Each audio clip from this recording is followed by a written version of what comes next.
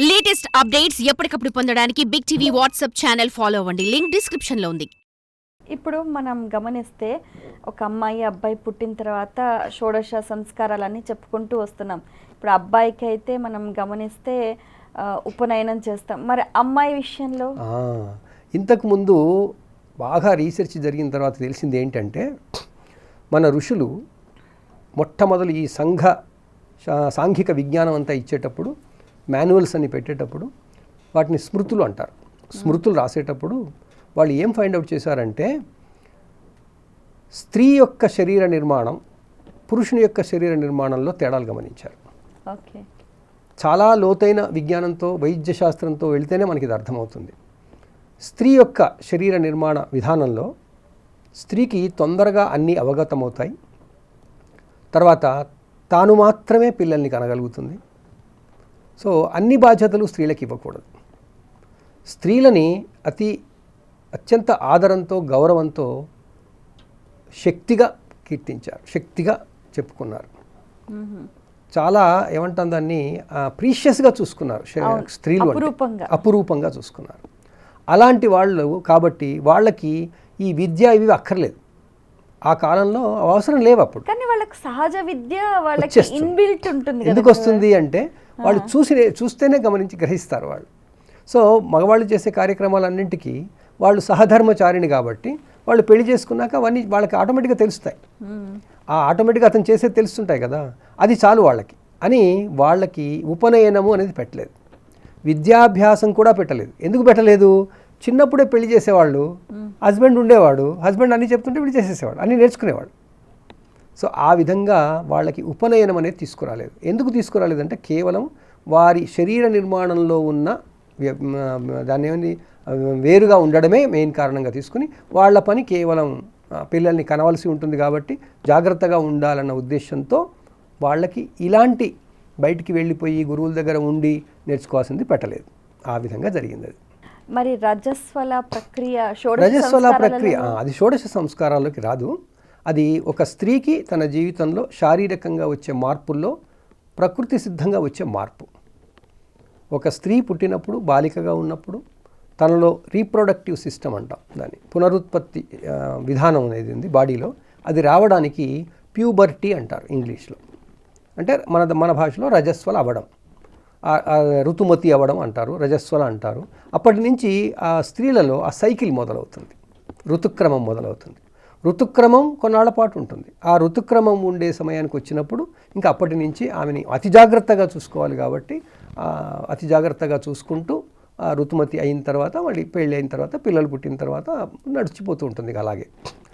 ఆ కారణంగా అది రజస్వల సంస్కారం కాదు, అది న్యాచురల్ ప్రాసెస్. సంస్కారం ఎప్పుడైనా న్యాచురల్ ప్రాసెస్ కాదు. సంస్కారం న్యాచురల్గా వెళ్తున్న స్థితిలో దాన్ని మళ్ళీ కావలసిన తీరుగా మలుచుకోవడానికి సంస్కారం. షోడశ సంస్కారాలలో ముఖ్యమైనది జీవితంలో ఆయువు పట్టు అన్నది ప్రతి ఒక్కరుగా భావించేది వివాహం. మరి ఇది ఏ సంవత్సరంలో చేయాలి, ఎవరు చేయాలి, చేయడానికి దానికి సంబంధించిన ప్రణాళికలు, వివరాలు. వివాహాలనేవి మన సంస్కృతి సంప్రదాయాలలో వరుడే చేసుకోవాలి. అందువల్ల మంత్రాల్లో కూడా చెప్తారు వరార్ధినీం కన్యార్ధినీం అని. అంటే కన్య కొరకు వెతికేటువంటి వరుడు అని. సో ఆ కాలంలో తల్లిదండ్రులకి ఇంత బాధ్యతలు ఉండేవి కావు. వరుడే ఒకసారి నేర్చుకొని వచ్చిన తర్వాత గురుకుల నుంచి వచ్చిన తర్వాత తానే ఇండిపెండెంట్గా డిసిషన్ తీసుకుని చేసుకునేవాడు. అందువల్ల వరుడికి తాను వివాహం చేసుకోవడంలో తన కుటుంబం వాళ్ళైన తల్లిదండ్రులు సహాయపడతారు. ఆ సహాయపడే విధానం కాస్త ఈ రోజుల్లో వీళ్ళే పెళ్ళిళ్ళు చేసేదాకా వచ్చింది. నిజానికి అది లేదు. తర్వాత వివాహం చేసుకుంటున్నప్పుడు తాను ఎవరి అమ్మాయినైతే చేసుకుంటున్నాడో వాళ్ళతో సంప్రదింపులు జరపాలి. ఆ సంప్రదింపులు జరపాలంటే ఒక్కడే పోయినట్టయితే అంత బాగుండదని చెప్పేసి తోడుగా తీసుకెళ్ళడం, మేనమామల్ని తర్వాత తల్లిదండ్రులని తీసుకెళ్ళడం, ఇదంతా ఆ విధానం అంతా ఉండేది. కానీ రాను రాను పిల్లలకి తల్లిదండ్రుల మీదే ఆధారపడేట్టుగా చేసి ఆ విధంగా తల్లిదండ్రులు పిక్చర్లోకి వచ్చారు. ఇప్పుడు ఈ కాలంలో మళ్ళీ అదే అవుతుంది. వరుడే చూసుకుంటున్నాడు, వధువులు చూసుకుంటున్నారు. కాబట్టి ఆ కాలం మళ్ళీ వచ్చేస్తుంది ఇప్పుడు. ఓకే, ఇందులో మీరు అన్నట్టుగా ఈ వివాహం క్రతువులో భాగంగా వరుడు కాశీ యాత్ర చేస్తాడు. అందులో విశేషం ఏంటంటారు? ఇప్పుడు మనం గురుకులం నుంచి బయటకు వచ్చాక చేసేది ఏమనుకున్నాం? స్నాతకం.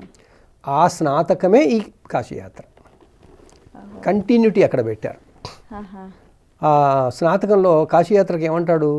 నేను చదువు పూర్తి చేసుకున్నాను, ఇప్పుడు అడ్వాన్స్ స్టడీస్ కోసం నేను కాశీకి వెళ్తాను, ఫర్దర్ స్టడీస్కి. అప్పుడు ఆ పిల్లనిచ్చేవాడు వాడు బావమరిది వచ్చి, మీరు అలా పోకూడదు, గృహస్థాశ్రమానికి రావాలి, మా అమ్మాయి సిద్ధంగా ఉంది, మీరు వచ్చి ఈ వివాహం చేసుకొని మీరు గృహస్థాశ్రమం స్వీకరించండి అంటాడు. ఆ క్రమంలో అప్పుడు కాశీ ఎందుకు అయ్యేదంటే, కాశీలోనే యూనివర్సిటీ ఉండేది, బనారస్. కాశీలోనే ఫర్దర్ స్టడీస్కి ఫెసిలిటీస్ ఉండేవి. అందువల్ల నేను కాశీకి పోతాను వచ్చేవాడు. అది ఈ రోజుల్లో పెళ్ళిళ్ళలో స్నాతకం అనేది తీసుకొచ్చారు. ఈ వివాహ క్రతువులో కూడా గురువుగారు మనం రాజుల కాలంలో చూస్తేనేమో, అప్పుడు దశరథ మహారాజు ఆ కాలంలో చూస్తే పాణిగ్రహణం అనేవారు. ఇలా పాణిగ్రహణం చేతిలో చేవేస్తే కళ్యాణం అయిపోయినట్టు. తర్వాత కొన్ని తాళిబొట్టు కట్టడము, తర్వాత కాళ్ళు కడగడము, తలంబ్రాలు, ఇవన్నీ వైదికంలో ఉన్నాయా? లేవు. ఇవన్నీ కూడా కాలక్రమంలో ప్రాంత భేదాలను బట్టి, ప్రాంతాన్ని బట్టి వాళ్ళు ఒకటి పెళ్లి చేసుకున్నారు అని చెప్పడం కొరకు సమాజానికి చూయించడానికి కావలసిన విధంగా వచ్చాయి. తలంబ్రాలు బియ్యంతో చేస్తారు. ఎందుకు అంటే మనకి స్టేపుల్ ఫుడ్ బియ్యం కాబట్టి, వరి కాబట్టి దానికి సంబంధించింది. అప్పుడు వ్యావసాయిక విధానాలన్నీ పెళ్లిలో తీసుకొచ్చారు. సో ఆ కారణంగా మన పెళ్లిలో ఇది క్రతువు కాదు. మీరు వివాహ క్రతువు అన్నారు, క్రతువు కాదు. క్రతువు అంటే ఒక యజ్ఞం. ప్రకృతిలో ప్రకృతి శక్తులని అందరి లోక కళ్యాణం కొరకు చేసేది క్రతువు. వివాహం క్రతువు కాదు. వివాహం తంతు. ఉపనయనం తంతు అంటే ప్రాసెస్. సో వివాహం తంతులో ఏం చేస్తారు? అన్నీ ఆ ప్రదేశానికి బట్టి అన్నీ మార్చుకుంటారు. సో అదే ఆ కారణంగా మన వైపు అయ్యే వివాహాలు ఒక రకంగా అవుతుంటాయి, ఉత్తర భారతదేశంలో అయ్యి ఒక రకంగా అవుతుంటాయి, తూర్పు భారతదేశంలో అయ్యి ఒక రకంగా అవుతుంటాయి. ఏవైనా ఒక అమ్మాయి ఒక అబ్బాయి ఒక కుటుంబం ఏర్పరచుకున్నారు అని సంఘానికి డిక్లేర్ చేయడమే వివాహం. ఆ క్రమంలో మన దగ్గర ఈ కాణీ పెట్టడము, తర్వాత ఇది బియ్యం మీద వీళ్ళందరినీ కూర్చోబెట్టడము, తలబ్రాలు పోసుకోవడము, తాళి కట్టడం మొదలు లేదు. తర్వాత మన పురాణాలలో వివాహాన్ని డిఫైన్ చేశారు. ఇన్ని రకాల వివాహాలు ఉంటాయని. పురుషుడు స్త్రీ యువకులు అవుతుంటారు, వాళ్ళు కావాలి మనం పెళ్లి చేసుకుందామని చూడగానే అనుకుంటే దాన్ని గాంధర్వం అంటారు. అలా కాకుండా పురుషుడు ఒక అమ్మాయి వెళ్తాడు వెంటనే చేయి పట్టేసుకుంటాడు. ఆ చేయి పట్టేసుకుంటే పాణిగ్రహణం అంటారు. లేదా ఒక పురుషుడు ఈ స్త్రీ నేను భార్య కావాల్సిందే అని బలవంతంగా ఎత్తుకుపోతాడు, దాన్ని రాక్షస వివాహం అంటారు. తల్లిదండ్రులతో సంప్రదించి వాళ్ళ తల్లిదండ్రులతో సంప్రదించి ఈ పిల్లవాడు ఆ పిల్ల ఇద్దరు పెళ్లి చేసుకున్నట్టయితే అది సాధారణంగా మనం అనుకునే వివాహం అవుతుంది. ఇది అరేంజ్డ్ మ్యారేజ్ అంటున్నాం ఇవాళ రేపు. సో ఈ విధంగా వివాహాలు రకరకాలు. దాంట్లో దుష్యంతుడు శకుంతలను చేసుకున్నది గాంధర్వ వివాహం. అది అందుకే నిలిచింది. అది లీగలే, అంతా అన్నీ లీగలే, ఇల్లీగల్ ఏవి కావు. సో ఆ లీగాలిటీ అనేది ఇచ్చారనమాట. దానికి వాళ్ళు ఎన్నో చేశారు. మీకు గమనిస్తే ఆ కాలంలో స్వయంవరాలు ఉండేవి. ఇంకా అవును, రాజుల దగ్గర అయితే స్వయంవరాలు ఉండేవి. రాజులకి తప్ప స్వయంవరాలు ఇంకా వేరే వాళ్ళ దగ్గర మనం కథలు చూడం. ఈ పూలదండ వేయటం కూడా అందులో పూలదండ ఒక ప్రక్రియ అంతే, ఒక దానికి సింబాలిక్గా వేయడం అంతే. పూలదండ వేశారు అంటే యాక్సెప్టెన్స్ తీసుకున్నారు అని అర్థం. ఓకే. ఈ వివాహ తంతులో కూడా గమనిస్తే రకరకాల పద్ధతులు చేస్తూ ఉంటారు. లాజా హోమం అని చేస్తూ ఉంటారు. అందులో ఉన్న ఆంతర్యం ఏంటి? మీరు పూర్తి మన వివాహ పద్ధతులు గమనించినట్టయితే, వివాహం జరుగుతున్నప్పుడు బంధువులందరూ కలిసి పౌరోహితుడి ద్వారా ఈ అమ్మాయి రేపు గృహిణి అయిన తర్వాత ఏం చెయ్యాలో అవన్నీ అక్కడ ప్రాక్టికల్గా చేయిస్తారు. అవును, ప్రాక్టికల్గా చేయిస్తారు. దాంట్లో స్థాళీపాకం అంటారు దాన్ని. పెళ్ళి అవ్వంగానే, అంటే వివాహం అవ్వంగానే నాగవెల్లి అని చేస్తారు. అప్పుడు నాగమణి, మన నీలమణి దేవతని ప్రార్థించి నల్లపూసలు కడతారు. ఆ తర్వాత వాళ్ళకి అంతరిక్షం అంతా పరిశోధన, మన ఖగోళం కూడా చేర్పించాలని అరుంధతి వశిష్ఠుల్ని చూపిస్తారు. చూపించిన తర్వాత అది వాళ్ళిద్దరూ అంత అన్యోన్యంగా ఉన్నారు, మీరు అంత అన్యోన్యంగా ఉండాలని చెప్పడం కొరకు. కానీ నక్షత్రం కనిపించదు కదా గురుగారు. అప్పుడు రాత్రుల పూట పెళ్ళిళ్ళు అయ్యేవి కదా, కనిపించకపోయినా అక్కడ ఉంటారని ఆ వైపు చూపించవచ్చుగా. రాత్రికి చూస్తారుగా, రాత్రి అయినప్పుడు చూస్తారు కదా, అక్కడ ఉంటాయని తెలియాలి కదా. అప్పుడు అందరికీ ఇంత నాలెడ్జ్ లేదు కదా. పట్టపగలు అరుంధతి నక్షత్రాన్ని చూసిన కాదు, ఆ వైపు ఉంది చూడమంటారు.